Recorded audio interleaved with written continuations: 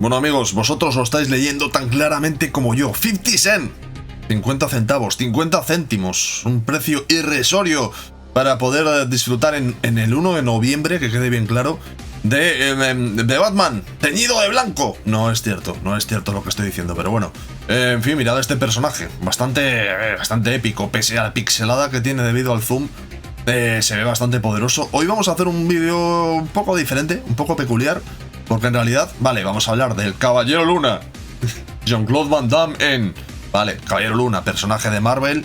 Es un personaje de los que, bueno, de los que se suele considerar, vamos a ser un poco específicos. Yo creo que es general, pero para no meterme en movidas. Por cierto, como veréis, está aprobado por el código de los cómics, ¿eh? O sea, esto moralmente está bien. Como os iba diciendo, este es un personaje de los que son un poco de segunda división de Marvel. No lo digo despectivamente, que conste, no pretendo insultar al personaje, sino más bien darle un poco así como de contexto, ¿no? A ver, tenemos evidentemente, pues yo qué sé, los X-Men, Wolverine como parte de los X-Men, Spider-Man, los Avengers, bla bla bla, ¿no? Todo lo que todo el mundo conoce.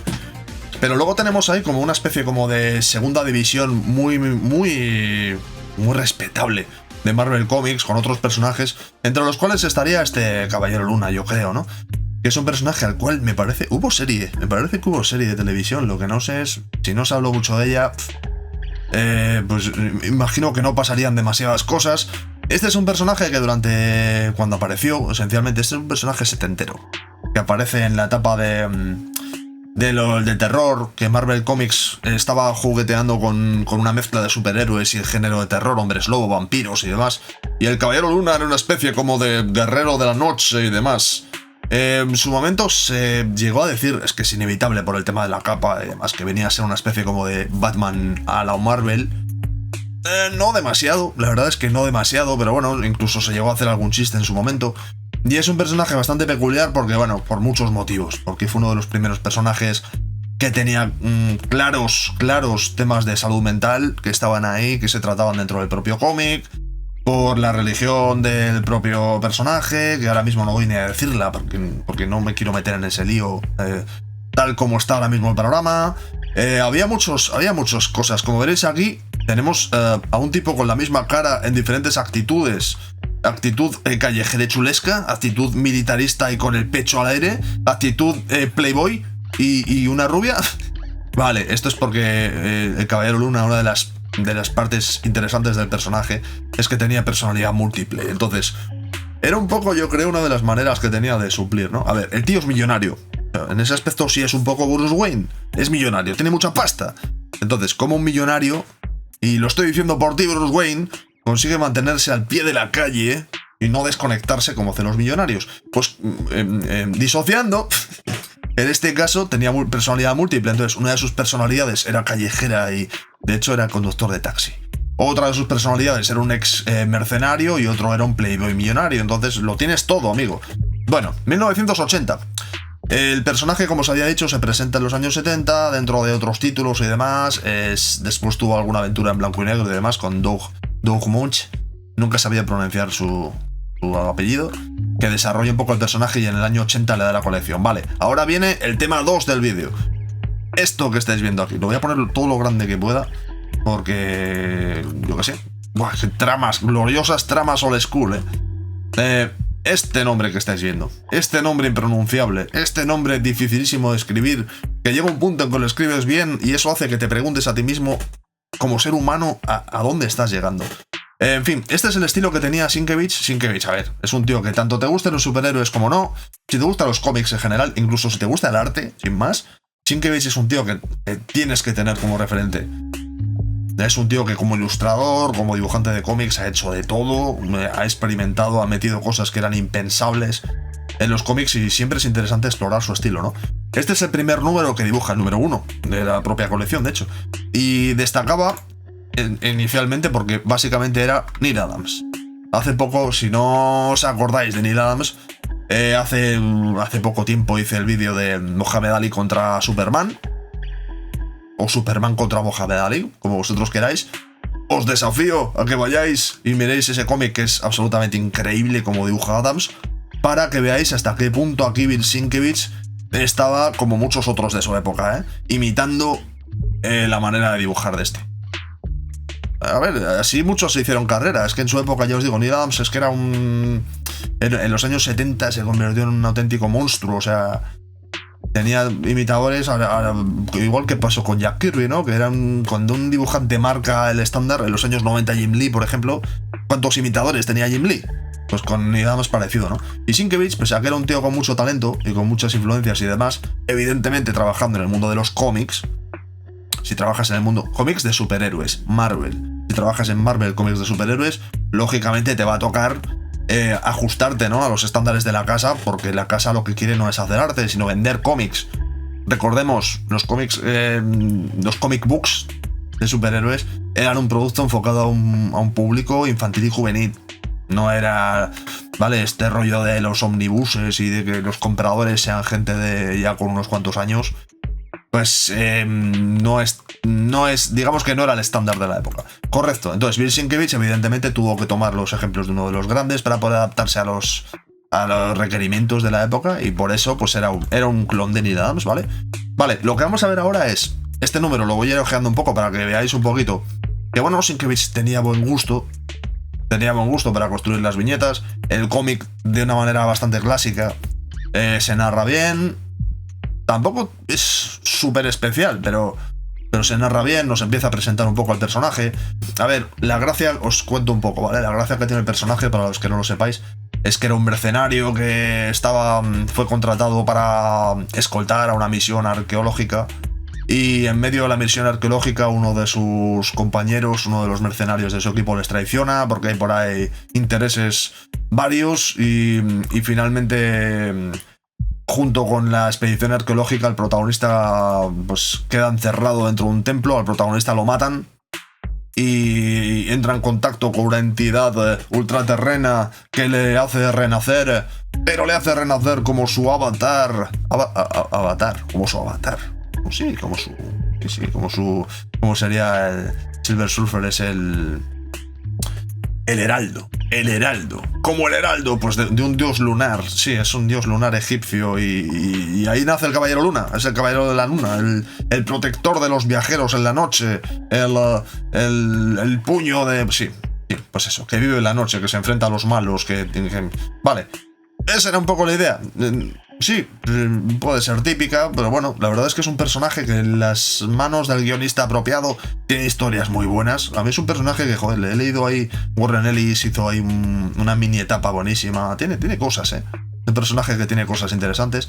Pero bueno, como estábamos hablando, como veréis, el dibujo aquí está bien, pero no tiene nada especial, ¿vale? Ahora vamos a saltar un rato, vamos a saltar prácticamente 2 años al futuro, al número 20, creo que es el 24 que tenía por aquí. Eso es, el número 24. Bueno, ya mucho más, joder, ya nos vamos a acercar porque ya que estamos... Marvel, mira, el logotipo estilizado. Esto, 1982, está claro que estábamos en tiempos mucho más sofisticados. Mira qué portada, ya solamente el diseño de portada ya nos da a entender que aquí están pasando cosas. El tema del jugar con un color plano en el fondo, que el traje de la chica se funda... El equilibrio con los blancos, el título del personaje... Aquí hay como que dices, ostras, aquí...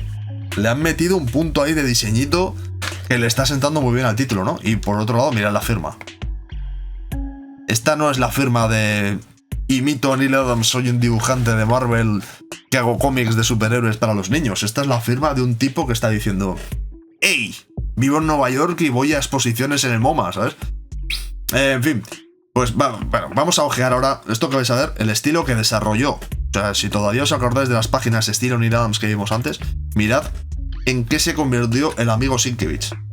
Y os daréis cuenta desde qué punto el tipo fue influencial en lo que después serían, pues, ¿cómo llamarlo? El estilo de dibujante de cómics alternativos, de superhéroes, ¿entiende? Mainstream. Todo lo que estoy diciendo es mainstream, no me estoy yendo por las ramas. ¿Cómo traer de... copias, por así decirlo, influencias, vamos a decirlo así, influencias de artistas que no tienen absolutamente nada que ver con este medio, y de esta manera, en muchos aspectos, presentando algo que es desafiante a lectores que no están acostumbrados a este tipo de acabados. Mirad cómo remata el tío esta secuencia, con la luna roja y el tema de la ropa que está tendida, el trazo así con la plumilla súper sucio, ¿vale? El scan no es el más limpio del mundo, pero también nos permite disfrutar un poco de la rugosidad, ¿no?, que tenía el papel original. Fijaos qué juego de página. El uso de las tramas, el dibujar con pocas formas, también imagino que pudiendo meter mano en las indicaciones para el color. Este estilo gráfico, ya os digo, influiría muchísimo en los años posteriores. La línea Vértigo, por ejemplo, esto estaba marcando mucho. Él y Dave McKean, por ejemplo, estaban marcando mucho cuál iba a ser la línea para artistas poco formales, ¿no? Claro, ya después empezaría Sienkiewicz a ya no solamente a hacer portadas pintadas a color, sino a pintar los propios cómics, y ahí sí que nos dejaría todos rotos. Pero aquí, como veréis, mirad, como veréis aquí ya ni nada está por ahí en la manera de construir las caras y demás. Pero aquí ya teníamos otra. Denny O'Neil. Siempre está metido Denny O'Neil. No sé si os habéis dado cuenta, pero Denny O'Neil siempre está metido, tío, en todo. O sea, es el espíritu que se fija en lo que hacemos. Y Jim Shooter, bueno, es claro, 1982 o así. Es la época Jim Shooter a tope. Estamos ahí en la época de Jim Shooter como editor. Pero como veréis aquí, eso, las tramas, el edificio súper rectilíneo, jugar con formas. Supongo que además habría mucho collage, mucho de partes recortadas y pegadas directamente en la página. Eso tiene que ser un espectáculo, ¿eh? Ver un original sobre todo de cómics tipo Electra Asesina, por ejemplo, Electra Assassin, o el de al que le hice vídeo ya, por cierto, el de Love and War, el de Amor y Guerra. Un original de eso tiene que ser espectacular, por eso, por las viñetas recortadas, partes pintadas, algunas partes que con el tiempo se habrán estropeado. Pero aquí, como veréis, pues eso, masa negra, muchos más, ya os digo, muchos más recursos. Y esto es curioso porque, claro, aquí es donde el artista destacaría. De hecho, he visto algún dibujo en ediciones de estas, se llaman Artisan, ¿no? Que son escaneos directos de los originales, sin tocar prácticamente. Y destaca mucho los acabados a tinta que tenía el tío y demás. Pero claro, como os decía, este es un poco el punto en el cual Sienkiewicz destaca, ¿no? Y se convierte en un nombre en el cual la gente dice, ostras, aquí puede que tengamos a alguien que tiene una voz diferente en los cómics. Pero es que después, no muchos años después, acabaría dibujando Los Nuevos Mutantes. Saltaría de esto, que es un cómic que es medio género negro, medio superhéroes. Digamos que tiene un público muy distinto al que pueda leer cómics de los X-Men. Y acabaría dibujando, ya os digo, Los Nuevos Mutantes, los New Mutants, que eran algo así como la división infantil, juvenil de los X-Men, ¿no? Con guiones de Chris Claremont. Y a los lectores de la época les daría auténtico dolor de estómago. O sea, de primeras les costó aceptar este estilo. Mucha gente decía que esto era dibujar mal, que lo que hacía Bill Sienkiewicz era dibujar mal. Fijaos aquí, el tema del recorte radical, con las zonas que están pintadas con un color, zonas que están pintadas con otro. Esto es muy esteranco también, ¿no? En muchos aspectos. Oh, mira, esteranco tengo que hacer vídeo. Igual, yo creo que a no mucho tardar me gustaría hacer un vídeo de alguna cosa suya, porque Steranko es otro, bastantes años antes de Sienkiewicz, es otro experimental de los cómics bestial, ¿no? Y como os decía, esto a los lectores de Mutantes les parecería una auténtica herejía. Aquí en España, yo esto lo leí muy a posteriori, artículos y correos y tal, ya en los 90 lo leí. Pero me acuerdo que es que los lectores estaban enfadadísimos diciendo que es que eso era un garabato, que es que eso era echar a perder un cómic, que dibujar así, que está mal, que es... Claro, evidentemente, te ponen ahí unas líneas brutas ahí a tinta, irregulares. Claro, pocos sabían ellos que estaban degustando el sabor del caviar, pero que estaban acostumbrados a las hamburguesas. A mí me encanta este Sienkiewicz, de esta época. Además, todavía tenía un pulso muy firme. Que bueno, a ver, siempre la verdad es que se ha mantenido muy bien con los años Sienkiewicz. Pero lógicamente con los años hay un punto de tensión que se va perdiendo a dibujar. Muy pocos artistas lo consiguen conservar eso, ¿no? Viñetas increíbles. Claro, este estilo después también lo utilizaría cuando hizo una historia de la sombra, de The Shadow. Que ahí metía influencias de... Ahí metía influencias de Howard Chaykin, que a su vez evidentemente tiene muchas influencias de Neil Adams.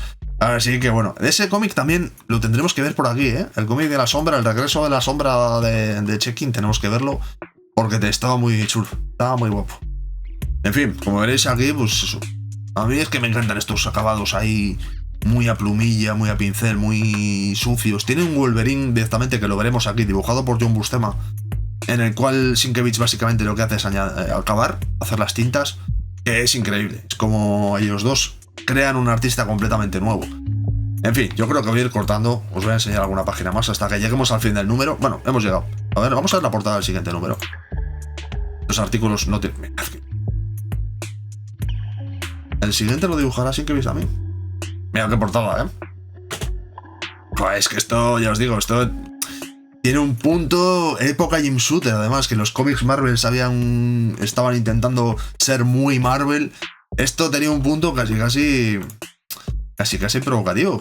Y casi ahí desafiante, ¿no? Para los lectores. Aquí se nota que el scan tiene peores contrastes. No se aprecia tanto el trabajo de línea, pero bueno, aún así se disfruta, ¿no? En fin, mira qué bonito. Joder, a mí es que me encantan estos dibujos así mucho más expresionistas. Vértigo después acabaría los cómics de Vértigo en los años finales de los 80, principios de los 90. Esto acabaría reventándolo. Utilizaría este estilo hasta la extenuación, pero bueno. Nos vamos a quedar con estos tipos malos mirándonos, que nunca está de más que alguien nos mire malo, para decir, ¿qué te ha parecido este vídeo? Es un poco diferente. ¿Lo he hecho bien? ¿Lo he hecho mal? ¿Te ha gustado? ¿No te ha gustado? ¿Esta sonrisa parece la del Joker? Podríamos pintarla de colores y sería el Joker. Pues yo qué sé, ponme en comentarios qué opinas de esto. Sentimientos, sensaciones, pesadillas, aspiraciones, futuros, pasados que ya fueron. Porque si no, el pasado, si no fue, entonces... Sí, eso es. Comentarios, que siempre está muy bien. Así como el me gusta, me encanta, el no me gusta, no. No me gustan. No me gusta, el no me gusta. Olvídate del dedo, el pulgar hacia abajo. Solo hacia arriba. Y compartir y esas cosas. Y suscribirse, que me viene bien. Vamos a ver. Es como un caballero blanco, pero también es un fantasma, ¿no? Sí, así que vosotros tres podéis ser mis fantasmas y yo seré el espectro negro. Lo ha dicho este tipo, no lo he dicho yo, amigos. Así que esas son las dos palabras que vamos a utilizar para despedir el vídeo. Espectro negro. Espectro negro. Vale. Venga, que nos vemos.